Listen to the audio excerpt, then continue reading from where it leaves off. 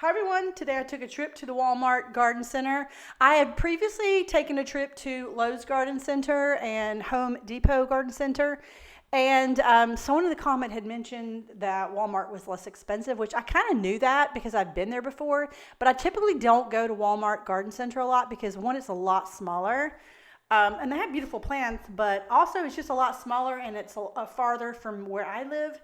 The Lowe's is like 4 miles from my house, and typically that's where I'll go if I need to buy something, or I will just order it online from someone and get it delivered. So anyway, today at Walmart, I saw some pretty things. I tried to get pictures of the actual plant itself and then the tag, and I tried to flip the tag over so you could see the zone. I live in zone 7, so you're seeing plants that are typically going to do well in zone 7. I tried to make sure you could see whether it was an annual or perennial. I'm a big fan of perennials because one, it's expensive to replace annuals every year unless you're throwing seeds out. I have thrown annual seeds out and had beautiful flowers. Of course, you cut them back and then they flush out again before the end of the season. But perennials, of course, will take over that area the next year and grow and fill in those holes where those annuals were. So I love perennials because you buy them and they come back every year. You typically, with the ones I buy, you see the amount of flowering increases every year because obviously the plant's getting bigger, it's getting fuller, it's filling out.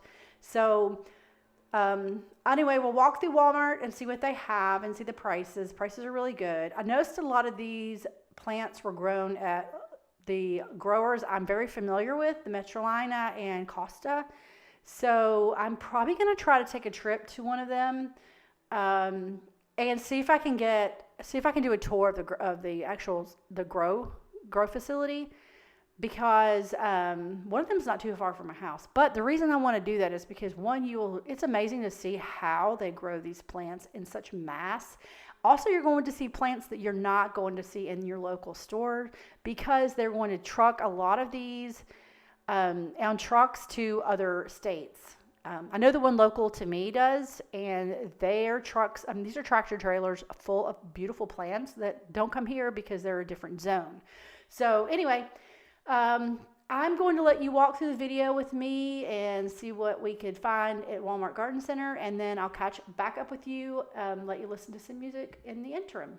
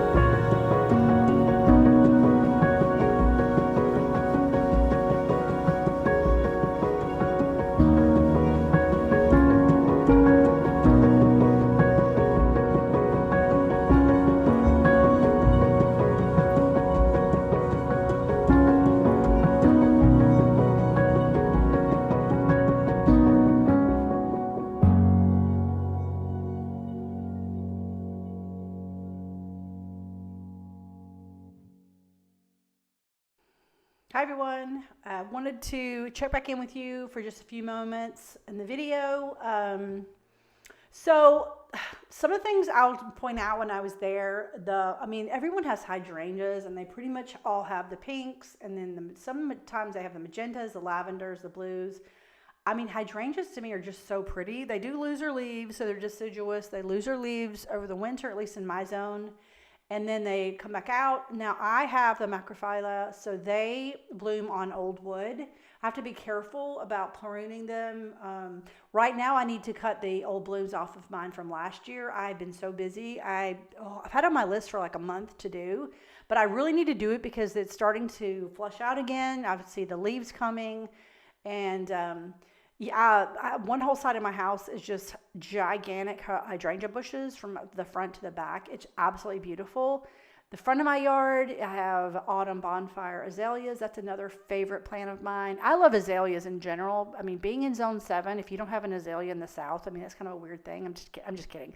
But yeah, azaleas are super common, and I buy the Encore azaleas. So they are evergreen, so you don't lose their leaves in the winter. And also they bloom twice a year. Mine bloom in the, right now, they're blooming right now, and then they'll bloom again in the fall, and then they'll rest and they'll just stay green. So in my front yard, I don't want to have a lot of deciduous plants, basically plants that lose their leaves in the winter, because then it looks like everything in the front is dead. So I have some rose bushes, the low growing bush roses, shrub roses, and I have some other plants out there. I have Indian hawthorn, which loses its leaves in the winter. And then in the front, the very front of that bed, I have azaleas, the Encore azaleas. So when you look from the street, you see something that appears green all year round. And then, interspersed behind that, you have other things that have lost their leaves, but you don't notice them as much because those plants are in the front. So anyway, my favorite plants would be hydrangeas, azaleas, any kind of rhododendron I really like. I wish I could grow more here. I know some are cold temperatures are a little bit too cold, but I do grow the ones I can here that are cold tolerant to my zone 7. And then I love perennials. I love different perennials. There is a standard rose in my backyard that was here when I moved. I've planted a lot of rose bushes, different types, the Floribunda, the hybrid tea, and then I have shrub roses. Shrub roses are my favorite because they're just big mounds of color and they just keep blooming. The hybrid teas are really pretty, but I do have to spray mine. The humidity here gets really high in the summer. Our summers get really hot. What else? I have a little fruit orchard if you watch my other videos. I did notice that Walmart had the Granny Smith apples, which their prices on their trees was extremely good. These trees are not, new trees. The trees they had are obviously probably at least a couple years old. So you could actually get fruit on them the first year. I know some of mine, I got fruit on them the first year, not a lot, but I did get fruit on them the first year. So anyway, I hope you enjoyed the video. I'm going to just play a little bit more music and walk through, and then we'll catch back up at the end of the video.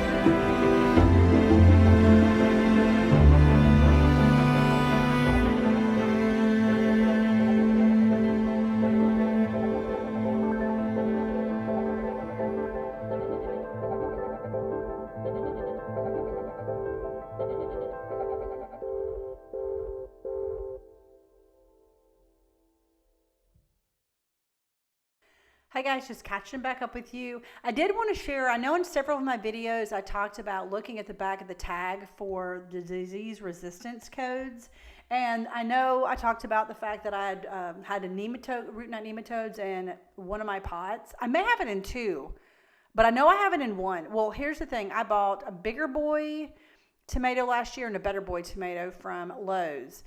The pot that had the bigger boy, the tomato plant, from the time I planted it, literally just was not doing well. And then I ended up taking a tomato from the better boy, which was beside it, putting it in, basically just buried a tomato right beside that plant that was struggling, the bigger boy. And that one grew. It actually grew a tomato plant, and the bigger boy just died. And then I planted carrots around it, and when I pulled them up, they were covered with root knot nematodes, the nodules. So I figured it out, and I don't know that the other pot has it, but I know that the other pot had a better boy tomato, which was resistant to root knot nematodes. And those two pots, I'd purchased soil from Lowe's. I don't know if it was the tomatoes had them or the soil. But I'd grown other things in those pots way before those tomatoes. I purchased those tomatoes, so I don't know if they were in the soil of the tomatoes or what, but it doesn't really matter because now I know that at least one of them, possibly two of them, and it was either from, I don't think it was from the dirt because I put the same dirt in other pots, and that dirt has been there for over a year and I've never had a problem. So I think it might have been in the soil of the plant, but again, I can't be sure. So long story short, now I do need to do something with those that soil at some point, but I'm not sure what I'm going to do with it because I definitely don't want to dump it in my yard. You cannot dispose of soil in your trash can where I live. It's actually against the law. I could put the soil in my yard waste container to be picked up, but you're not allowed to do that either. You're not allowed to put dirt in there. Like if you were to pull up a bush in your yard where I live, you have to shake all the dirt off of it and try to get all the dirt off of the roots before you put it in the yard waste container. I guess because that same problem is they don't want you passing along, any soil problems you have to anybody else if they recycle that material. So anyway, I wanted to share with you some of the common codes that you may see on the back of a tag. If you see a V, which if you look at my video from, I think it was the Home Depot one, you'll notice a V. It's oh gosh, I'm gonna mutilate this. Verticillium. Okay, my biology teacher in college is probably gonna faint when I mangle these words. Verticillium wilt is the V. Fusarium wilt is the F. Nematodes, as in root knot nematodes or roundworms, would be N. Tobacco mosaic virus is a T, if you see that, and an Alternaria leaf spot, if you see an A, it's resistant to that, and an ST, it's a big S, small t, would be gray leaf spot. So as I turn over the tags, if those plants need to be resistant to some of these diseases, you will potentially see them on the back of the tag. You will see them on tomatoes.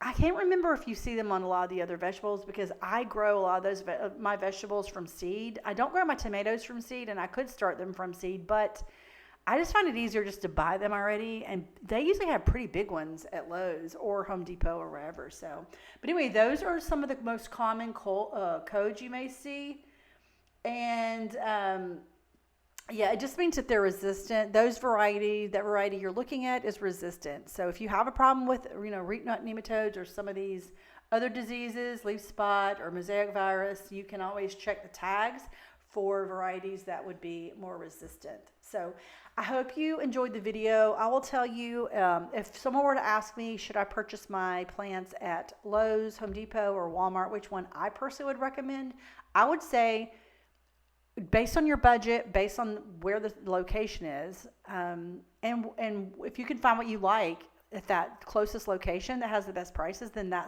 think you should do that. I don't think there's any difference. If you look at the tags, I know most of the big growers, and they're all the same. They're all coming from the same handful of growers. So Walmart is actually really, really good about listing the growers on the tags, which I noticed. I mean, they're down to like the addresses and the exact name. Lowe's has them on there, but sometimes they have another grower, and then you'll go, okay, well, that grower just buys from this grower or whatever. So long story short, I think you should just purchase what fits into your budget, closest to your house, and where you've had good luck before. And if you are buying somewhere where you're having trouble with things surviving, like sometimes these box plants that you'll see towards the end of the video, they're like, 2 peonies or 1 peony in a box, or you'll see it's a hosta in a box. And it's basically in some sort of like, I don't know if it's like peat or something, whatever it is, it keeps it dry. I've struggled with those, and it doesn't matter where I buy them at, whether it's Lowe's, Home Depot, Walmart, even a nursery, local nursery. I struggle with those sometimes because I don't know if it's the nature of how they've been packaged, but I do sometimes have trouble with those growing. But typically the live plants, like the ones in the pots that you see out, those I typically have pretty good luck with. But I did find a few clearance, as you see, I'm looking at some clearance items right now. I did find some clearance items at Walmart, and so that's not too bad. I mean, it's good to have those, but yeah. Anyway, I hope you are having a wonderful day, and if you have any questions about anything, let me know, and I will try to go to the grower and upload a tour of the grower. Maybe I'll have to break it up in a couple of videos because this grower I want to go to is really big. So anyway, have a good day, and I look forward to seeing you in my next video.